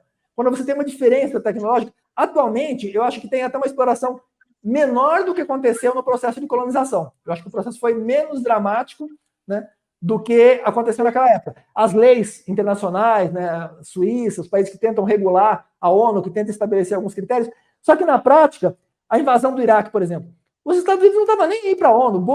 A ONU falou para não invadir, o Bush falou, não, vou invadir, pronto, quem que vai me impedir? E foi lá e invadiu. Né? Então, eles fazem o que eles bem entendem. Quem tem mais dinheiro, mais poder militar... Que é quem manda no mundo hoje. Ainda é quem manda no mundo, né? Quem tem mais poder da China, militar... E os Estados Unidos? Os Estados Unidos está aí sem conseguir pagar o juro da dívida dele, né? Então, recessão ou não recessão? Espero que eles quiserem. O Amoedo estava citando no caso daquele filme que ele citou de 2008. Qual é o nome do filme mesmo? Big Short. Big Short. É justamente sobre o Michael Burry que nós falamos. Pois eles comentam as empresas de auditoria fraudarem, serem coniventes com o processo, sabe, fraudes escandalosas. O Lehman Brothers estava fraudando descaradamente durante anos. Né? E vários outros bancos em fraudes menores entraram nesse processo. Quer dizer, e quando quebrou tudo, em vez de serem punidos as pessoas que fizeram um monte de merda, o que eles fizeram? Imprimiram $1 trilhão para ajudar os infratores. E quem pagou esse $1 trilhão foram todos os países do mundo que tinham reserva em dólares. Quer dizer, eles se aproveitaram do acordo de Bretton Woods para usar isso aí de forma completamente abusiva. Então, mas está acabando essa moleza, né? Nós nunca tínhamos ouvido falar exatamente, em desvalorização. Esse é um dos pontos. Exatamente. A Bitcoin ela entra nesse cenário justamente com esse propósito. E esse é um dos pontos que eu acho preocupante, porque os Estados Unidos vão entregar de mão beijada esse poder que eles têm assim, acho que eles vão lutar para tentar, dentro ou fora das regras, por baixo dos panos, eles vão fazer um monte de maracutaia para tentar dificultar isso. Eu acho que eles vão perder essa guerra. Só que num primeiro momento eu não sei como é que vai ser. Né? Tem uma tabelinha, quem sabe o Rodrigo vai achar para a gente, que mostra a duração média do padrão monetário mundial, que começou lá com o escudo português. O português era o padrão monetário. A história da humanidade. Como é que é, Renato? Não deu para escutar. Por favor, fala de novo. Os bitcoins lá. Hã? Eu não entendi, desculpe, Renato. É que está falhando um pouco o seu microfone. É isso. Eu acho que os Estados Unidos vai ser o país que vai se aproveitar do Bitcoin para que o dólar seja a última fiat a existir na história do mundo. Se os Estados Unidos desapropriar todos os Bitcoins que estão em custódia... Se os Estados Unidos desapropriar todos os Bitcoins que estão custodiados nas corretoras, ele vai fazer que nem depois que os Estados Unidos fez o padrão ouro, que ele catou o ouro de todo mundo. Você está falhando aí, Renato. Infelizmente, você está falhando e a gente perde o que você está falando. Mas eu acho que era isso, né? O Renato tem essa teoria de que, eventualmente, quem vai se beneficiar do Bitcoin é o próprio Estados Unidos, que vai... porque a teoria é que, eventualmente, nós vamos ter uma moeda lastreada em Bitcoin. Então, eu concordo com a Amoedo que essa é uma das possibilidades mais prováveis. Outra possibilidade que eu acho, os Estados Unidos podem contratar um grupo grande de pessoas que vão produzir uma outra moeda, porque já tem muita gente possuindo Bitcoin que eles não têm controle de quem são essas pessoas, de quanto tem. Eles podem, provavelmente, criar uma nova moeda, uma nova criptomoeda, que tem as características gerais da Bitcoin, mas que eles tenham um controle maior sobre essa situação, especialmente com questões tributárias, né, que eles possam ter uma maior... Eles podem até fingir que não tem esse controle, mas que na prática eles podem ter. Mas aí precisa combinar com os russos, e nesse caso os russos somos nós. Eu vou querer usar a moeda que vai estar sendo controlada, que eu vou fazer compra na farmácia e o cara vai saber qual é o remédio, que coisa que eu comprei na farmácia, e que ele pode... A gente não vai querer, mas a gente gosta de pagar imposto, a gente não tem muita escolha, não é uma questão da gente querer. Eu não gosto de pagar imposto, eu não gosto, tem um monte de coisa que a gente é meio obrigado e não tem muita escolha. Se eles impõem alguma coisa, fica complicado. Então, Eu acho que o ideal, e acho que é o que vai acontecer, a média, inclusive por uma evolução social da humanidade, essa questão da Bitcoin, eu acho que ela chegou, eu acho que a Bitcoin surgiu mais ou menos uns 50 ou 100 anos antes do que deveria, talvez. Eu acho que ela surgiu, o mundo acho que não está maduro o suficiente para receber a Bitcoin, talvez. Talvez já esteja, né? O mundo está se adaptando, inclusive esse crescimento rápido que teve da Bitcoin, eu acho que é justamente um reflexo de que as pessoas não estavam preparadas, porque se estivessem preparadas, tinham comprado em 2010. Se as pessoas tivessem percebido o que a Bitcoin representava em 2010, 2011, já tinham comprado de monte. Começaram a entrar depois, porque a TV estava falando, estava todo mundo falando, eles entraram meio que em processo de manada. Mas quem entrou no começo, justamente, né, era o pessoal que já tinha uma visão diferenciada em relação a isso. Então, eu acho que assim, o que o Almeida falou, eu concordo, que acho que os Estados Unidos é um caminho possível, mas eu acho que tem outras possibilidades e algumas delas, porque em qualquer maneira que seja, qualquer caminho que siga, eu não sei se os Estados Unidos vão conseguir ou não. Não só os Estados Unidos, mas a China, a Alemanha, a Índia, todos os países, os mais ricos da Europa, da Ásia e da América do Norte, eles vão tentar, na medida em que eles puderem, eles vão tentar manter o controle que eles já têm. Ninguém vai querer entregar o osso assim, sem lutar pelo osso. Eles não vão conseguir a longo prazo. Eu acho que em algum momento vai haver um processo de substituição das moedas que estão em circulação atualmente, as moedas físicas, nem são físicas mais, né? Tem muito mais cartão de crédito do que moeda física, mas as que têm um lastro, né, vão ser substituídas, eu acho, não sei se propriamente pela Bitcoin, mas pelas criptomoedas ou alguma coisa muito semelhante às criptomoedas. Acho que é um processo inevitável, né? Não tem, a partir do momento que surgiu essa tecnologia, não tem como mais ela ser boicotada a ponto de desaparecer. Mas, especificamente a Bitcoin, especificamente o Ethereum, especificamente a Litecoin, algumas especificamente, eu não sei qual delas ou quais delas que vão realmente substituir as que estão existindo atualmente. Por isso que eu estou aguardando um pouco mais para ver como vão ser os próximos passos. Porque está muito claro, bancos não estão satisfeitos, Estados Unidos não está satisfeito. Inclusive esses bancos, esses novos bancos digitais, os bancos não gostam muito disso. Alguns estão imitando, né? Ou aquele C6 é meio que uma imitação do Nubank, né? O C6 é do Pactual, né? Então, quer dizer, eles estão criando versões para tentaram combater de algumas formas e, ao mesmo tempo, estão imitando de outras formas, mas não da mesma maneira. E a Bitcoin, imagino que é possível que os Estados Unidos criem a própria moeda deles, deem um jeito de maquiar para parecer que não é, que eles não têm controle, quando, na verdade, eles podem ter um controle oculto, né? A gente não perceba, não saiba. Eles podem contratar um cara que aparece como um hacker, aparece um novo Satoshi, né? Um cara que aparece aí do nada, não sabe que tem uma ligação, que é um representante do governo, ele está sendo patrocinado pelo governo, ele sai por aí dizendo, eu inventei uma nova moeda e tal. O próprio governo financia a mídia para divulgar esse negócio começa a disparar, a crescer, e é uma moeda que, por trás, o governo está lá manipulando tudo aquilo, só que está fingindo que é uma moeda como a Bitcoin. A gente vai engolir isso aí sem saber, não tem nem como saber que eles estão fazendo isso. Eu não engulo, eu e o Renatão não vamos engolir essa, hein, Renatão? Eu vou cuidar de você, você cuida de mim, para a gente não engolir você está contando.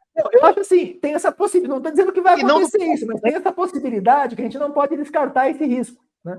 Porque tem muita gente grande envolvida nesse negócio que não quer que a Bitcoin cresça. Tem gente que quer, a maior parte eu acho que quer, e muita gente que está se sentindo lesada por isso e que quer impedir que ela cresça. E esse pessoal que está impedindo é pessoal grande, é banco, é governo, né? Então, lutar contra o governo é uma luta dura, né? Porque eles podem, inclusive, mudar a lei para ilegalizar alguma coisa que você está fazendo que é legal. Você está agindo dentro da lei e eles mudam a lei para te ferrar. Então, é muito complicado lidar com o governo, né? Os bancos é menos, né? Mas com o governo também é bem complicado. Uma ameaça maior do que a criminalização é a captura administrativa, que foi o que você falou, do governo começar a reduzir a fugibilidade, regulamentar. Isso, para mim, é uma ameaça muito maior do que a proibição. Na hora que proíbe, ele perde o controle, porque ele não tributa mais, ele não regula mais, ele não sabe mais que endereço. Para mim, a proibição é uma ameaça menor do que a captura administrativa. A questão é que, para haver a captura administrativa, os políticos teriam que renunciar ao interesse deles para buscar o interesse do governo. Porque não é do interesse do político que o governo, que inclusive pode não ser ele daqui a 4 anos, controle absolutamente todas as transações do mundo, né? Ele vai querer proibir. Eles têm vários dispositivos legais que eles... Oi? Como? Não entendi. Porque eles têm vários dispositivos legais que eles podem utilizar para fazer praticamente o que eles quiserem, né? O governo pode mudar as regras do jogo. Até, por exemplo, quando teve a crise de 1929, eles afundaram e não tiveram o que fazer. Em 2018, ele já tinha a possibilidade de imprimir moeda. Eles não tinham como fazer em 1929, porque os países do mundo não estavam lastreados em moeda. Eticamente, eles não deviam ter feito isso. Eticamente, o que eles fizeram em 2008 foi um furto, né? Foi um furto, porque eles desvalorizaram os dólares do mundo inteiro para imprimir moeda internamente. Né? Uma moeda doméstica desvalorizou o mundo todo. Agora, no caso do Bitcoin, eles podem fazer qualquer coisa que eles queiram, com o amparo da lei, mudar a lei para que a lei dê amparo a qualquer decisão que eles tomem, e isso é muito complicado, porque você vai combater com quem faz a lei, né? A pessoa que faz a lei diz o que é certo e o que é errado, é muito difícil lutar numa situação dessas, né? Mas eles, em 2031, fizeram o que eles fizeram em 2018, só que 3 vezes menos. Eles dobraram a base monetária dos Estados Unidos, expropriando o ouro de todas as pessoas a $20, e depois ele disse que a onça era $35. Eles dobraram a base monetária em 31, não é isso? Eles fizeram. Porque quando a moeda de depósito era o ouro, eles não emitiam ouro, eles não tinham a possibilidade de imprimir ouro. O ouro tem um valor intrínseco, né? O ouro tem valor intrínseco. Agora, o dólar é papel. O dólar tem um valor abstrato que só existe se você atribui, essas pessoas acreditam que tem aquele valor. Então, eles podem imprimir ouro, mas eles podem imprimir dólar, mas não podem imprimir ouro. Então, em 2008, teve uma situação que não existia um análogo. Em 1929, não tinha esse análogo de imprimir ouro. Como é que eles imprimiam? Agora, dólar, não só podiam, como fizeram, né? Fizeram descaradamente, de uma forma completamente abusiva, né? E trocar PEG, porque o PEG, durante mais de 100 anos, foi $20 uma onça. Aí, de repente, passou até 35. E ninguém podia ter ouro, né? Não era crime ter ouro, o cara ia preso. Se você não entregasse seu ouro, cadeia e multa, né? Mas então, esse tipo de situação com Bitcoin, você imagina, não é exatamente a mesma coisa, mas eles podem criar um dispositivo legal que eles façam uma coisa parecida, ou eles podem não ter, porque vamos supor que tenha, sei lá, 30% da população comprando Bitcoin. 30% de eleitores, né? Sei lá, 40% de eleitores, eles não vão querer perder 40% dos votos. Mas eles podem fazer como fez o Collor, por exemplo. Se você tem menos de R$50, você fica com seus R$50 lá. O que eu passar de R$50, a gente vai confiscar. Então, eles podem fazer isso com Bitcoin. Se você tem até tantos Bitcoins, tantos satoshis, você não tem problema, você continua com o seu dinheiro. Agora, se você ultrapassou isso aqui, não vale, você não pode, é ilegal, você tem que doar, você tem que, sabe? Vai dizer, perdi a chave, perdi a senha. É isso. Eles podem proibir as pessoas de ter ouro, mas eles não podem proibir o ouro de ter valor. Eles podem dizer o que vale, mas eles não podem criar ouro, é isso. Eles podem dizer o problema, que é assim, ó. Vamos supor que eles proibiram, você tem a chave lá e tal. Só que, se você tentar negociar, você vai estar agindo fora da lei. Aí você vai chegar no lugar, vai chegar na padaria, vai chegar no negócio, vai querer comprar com Bitcoin. Ele fala, olha, isso aqui é legal, eu não posso aceitar isso aqui, porque o cara, ele não percebe que ele está, na verdade, conspirando contra ele próprio, porque se o cara recusa Bitcoin, ele está prejudicando todo mundo.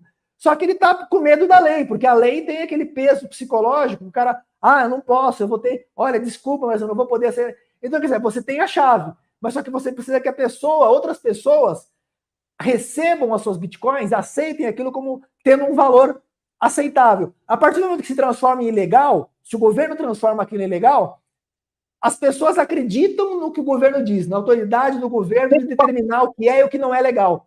Então, é difícil você combater esse tipo de coisa. E mesmo que seja possível combater, e mesmo que seja possível combater, como que vai combater? Com uma revolução? Uma revolução é um processo complicado também, né? Por exemplo, a Revolução Russa, a Revolução Francesa. Os caras que tomaram o poder, depois que tomaram o poder, passaram a agir do mesmo jeito que quem estava no poder antes. Então, quer dizer, eles estavam reclamando, eles fazem isso, tomaram o poder e fizeram a mesma coisa. Perfeito. Então, mesmo que tenha uma revolução, será que essa revolução resolveria o problema? Ou quem entrasse no poder em seguida voltaria a fazer o que o governo estava fazendo antes? Então é bem complicado esse processo. Eu estava no mudo, mas olha, você está fazendo uma consideração aí dos Estados Unidos. Felizmente, a jurisdição dele é sobre americanos.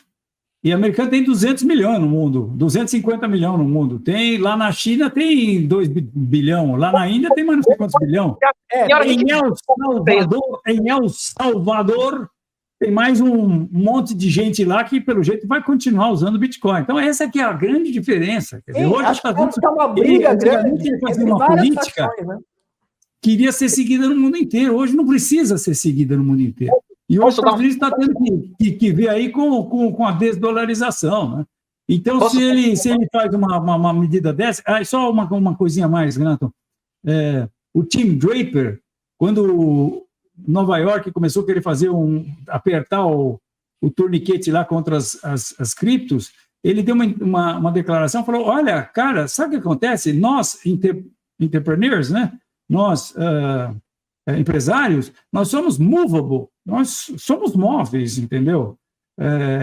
Cara, não mudou a coisa. Agora não somos nós que temos que pedir para vocês virem aqui impor seus impostos. É vocês que têm que oferecer a melhor base para a gente ficar aqui. Senão a gente, como dizia Tia Tula, pica mula.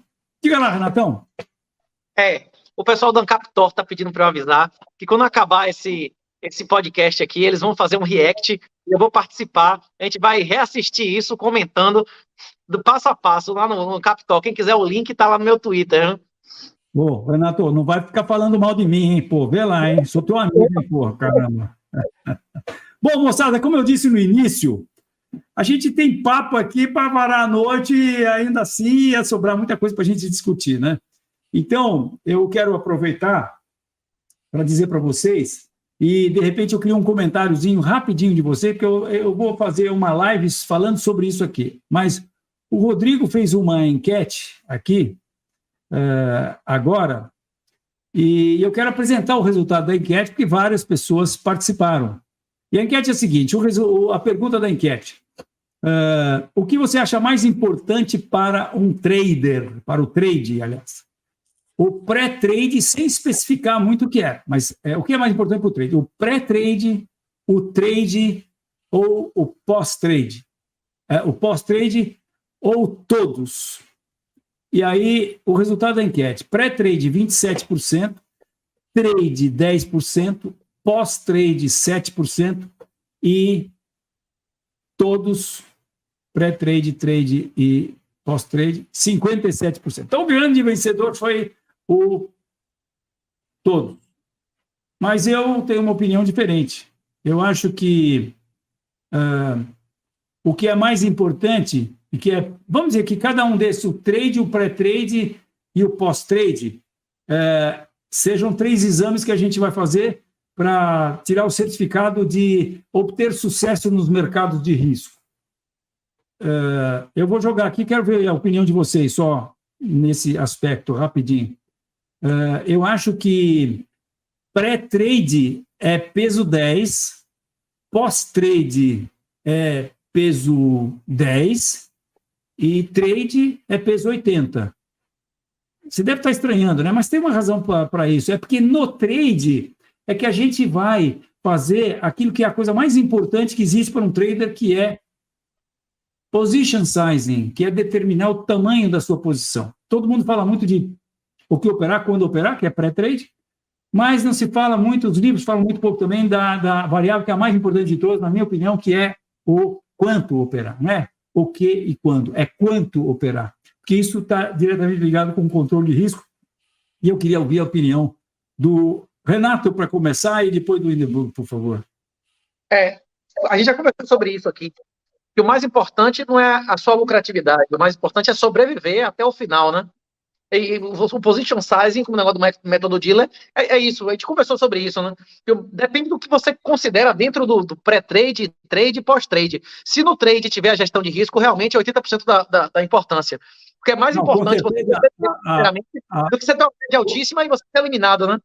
Gestão de risco é no trade, é na hora que você vai fazer, porque pré-trade é você antes de operar, né? Antes de operar, você vai ter que saber o que você vai operar, quando você vai operar. E na hora do trade, você vai ter que dar ordem. Na ordem, da ordem consta o tamanho da posição. E esse é o mais importante.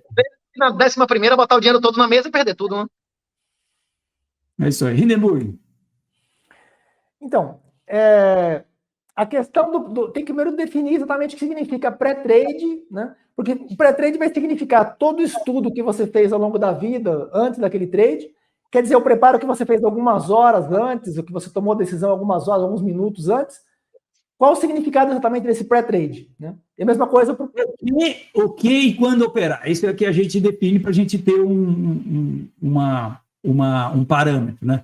O que e quando operar. E o trade é que você vai fazer o trade. Você vai fazer o trade, você vai dar ordem. Né? Você vai dar ordem, vai executar, você vai ter que saber se você vai fazer uma ordem a mercado, se vai colocar o seu stop, e pronto, aí sua posição está estabelecida aqui, e, portanto, colocando a ordem é quando você vai estar definindo aquela que eu acho a mais importante variável, que é quanto operar, quanto você vai votar, quantos contratos você vai fazer, quantas criptomoedas você vai comprar, etc. E que tem a ver totalmente ligado com o controle de risco. A quantidade é muito importante. É difícil definir exatamente qual o mais importante, mas porque você teria que quantificar isso de uma maneira, né? Para esses valores 10, 80, é uma variação subjetiva quantificada, transformou num número, mas assim, o que significa esses 10, seria porcentagem de peso na probabilidade de sucesso, né? Os anos significariam essas porcentagens. No caso, o que eu faço? Que você falou, se o cara jogar a moedinha, né? E, cara, ele compra, coroa, ele vende, ele vai se dar muito bem, desde que ele esteja um controle de risco. Que se perder, ele perde pouco, por exemplo, ganhar, ele perde mais, ele ganha mais. Se a pessoa investe 100% numa operação e ela perde, ela se ferrou. Se ela opera sem stop, né? Então, quer dizer, nesse aspecto, 100% depende de como a gente mede isso, depende muito do significado que a gente atribui a essas 3 palavras, né? O pré-trade, pós-trade, no caso, gestão de risco, no caso, se você aplica com alavancagem e você faz uma operação errada, apostando 100% e sem stop, você corre o risco de acabar. Então, 100% do negócio depende daquilo. Se você faz uma gestão razoável, pelo menos, que você coloca 10%, 5% com stop de 1%, 2%, você tem o papel que vai ter essa gestão de risco, passou a ser menor, não porque ela seja menos importante, mas sim porque você já controlou aquilo, você já limitou que você não vai se expor completamente. Tudo isso está acontecendo no trade.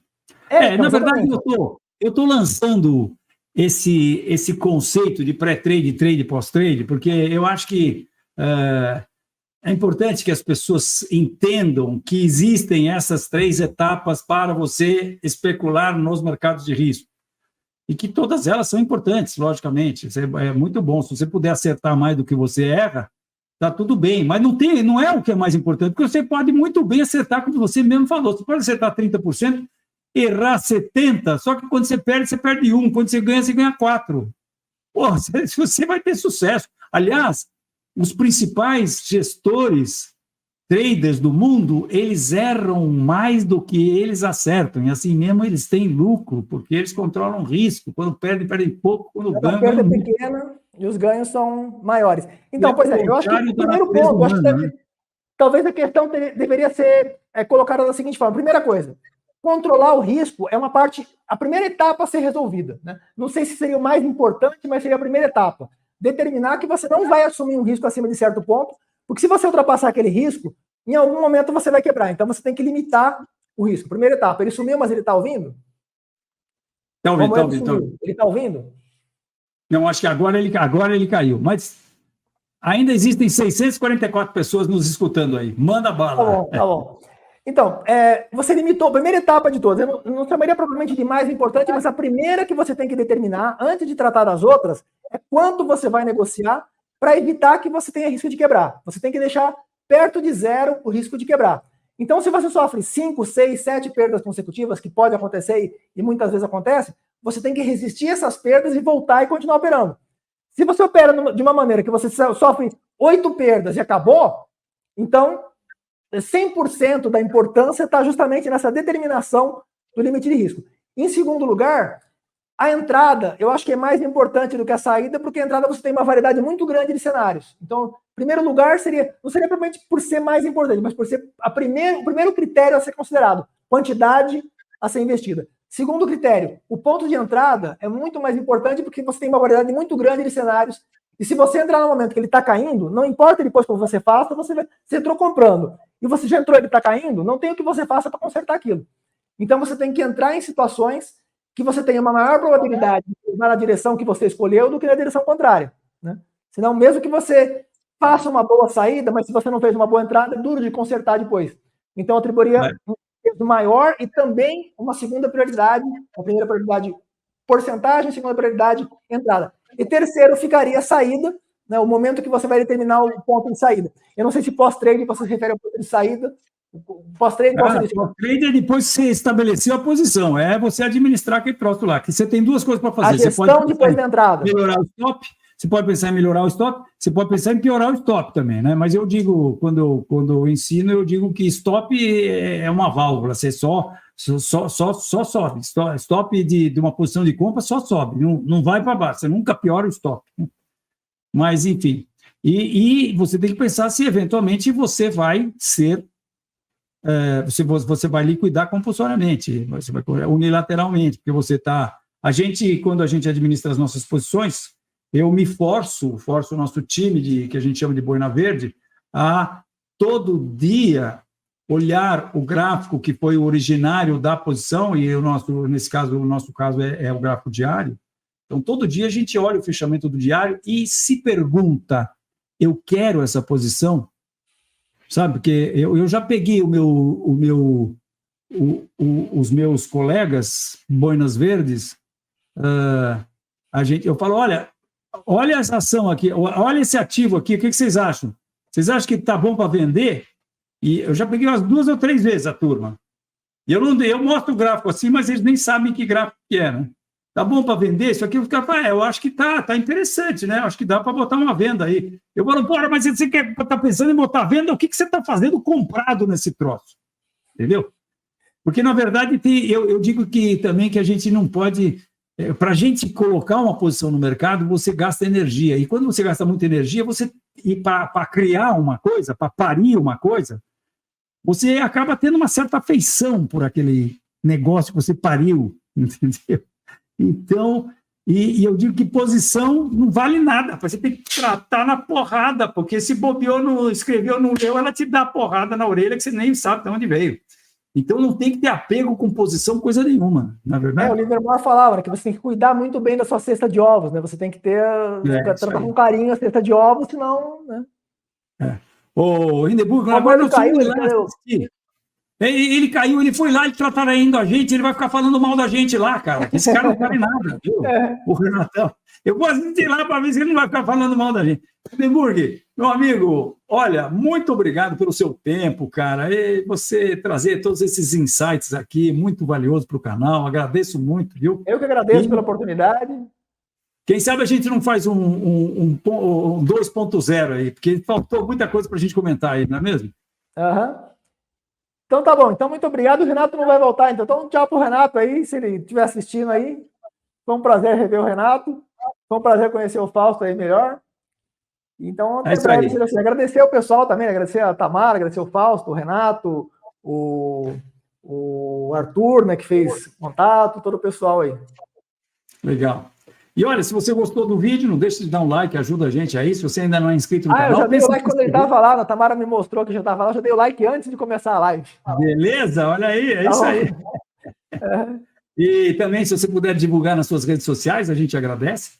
E é isso aí. Está divulgando também na live, agora vai divulgar também o resultado que foi... Legal, Hindenburg. A gente se fala, então. Um abraço. E foi um prazer, tudo de bom. Tchau, tchau. Tchau, tchau. Tchau, tchau.